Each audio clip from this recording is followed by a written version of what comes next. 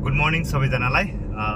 आज चाहिँ हाम्रो नेपाली साहित्यको अभिभावक है भनौँ त्यस्तै अनि आदिकवि भानुभक्त आचार्यको जन्मदिन है र त्यसको लागि चाहिँ हामी साथीभाइ डे आउट भइरहेको छौँ र आदिकवि भानुभक्तको विषयमा चाहिँ के भन्न चाहन्छ सञ्जय? नमस्कार सबैजनालाई, गुड मर्निङ पनि।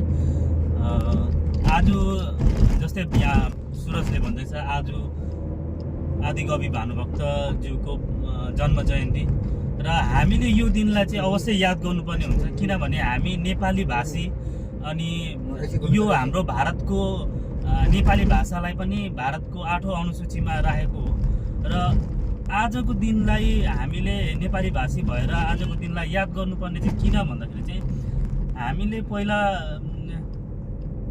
जुन चाहिँ कविताहरू पढ्यौँ त्यो कविताहरूलाई सुरुवात दिने चाहिँ आदिकवि भानुभक्तज्यू नै हुनुहुन्थ्यो र उहाँले नेपाली भाषालाई अनुवाद गर्नुभएको उहाँले हाम्रो जुन रामायण छ त्यो रामायणलाई हुनु त पहिला पनि रामायणहरू पढ्नुहुन्थ्यो होला हाम्रो बाजे बराजु हाम्रो पुर्खाहरूले, तर नेपाली भाषामा अनुवाद गरेर चाहिँ सबैले जान्ने अनि बुझ्ने उहाँले नै भानुभक्तज्यूले नै बनाउनु भएको। त्यसै कारणले चाहिँ हामीले उनलाई एकदमै याद गर्नुपर्ने हुन्छ यो दिनमा चाहिँ। र उनले हामीलाई यो कुरा पनि एउटा सबक दिनुभएको छ।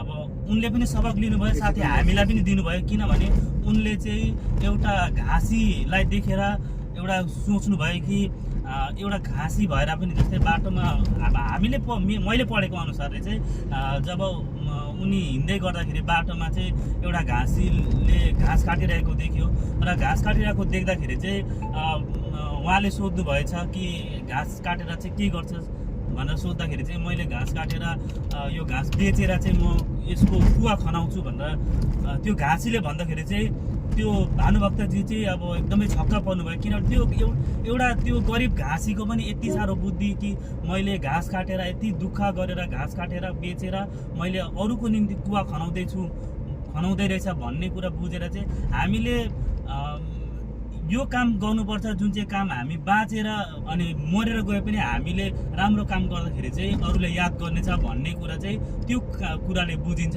अनि त्यस्तै हामीले पनि यदि त्यस्तो सोच्यौँ भने अरूको निम्ति साथै हाम्रो निम्ति पनि राम्रो हुनेछ।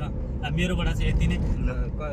यो सायद हामीले क्लास 5 मा पढेको होला है, याद छ कि छैन भनिदिन्छु ल म। कविता घाँसीको जति सक्छु याद हुनुपर्ने हो, त्यति बेला त रट्टा मारेको है। यस्तो प्रकारको थियो कविता चाहिँ। बरजन्म घाँसीतिर म नदी धन कमाए, नाम केही रहोस् पछि भनेर कुवा खनाए। घाँसी दरिद्र घरको तर बुद्धि कस्तो, म भानुभक्त धनी भइकन आज यस्तो। मेरो इनारु छ न त सतलपाटी केही छ, जे चिज र धनहरू छन् घरभित्र नै छन्। त्यस घाँसीले कसरी आज दियो अर्थी, धिक्कार छ मकन बाँच्नु नराखी कृति। सायद यति नै होला, त्यस्तै होला।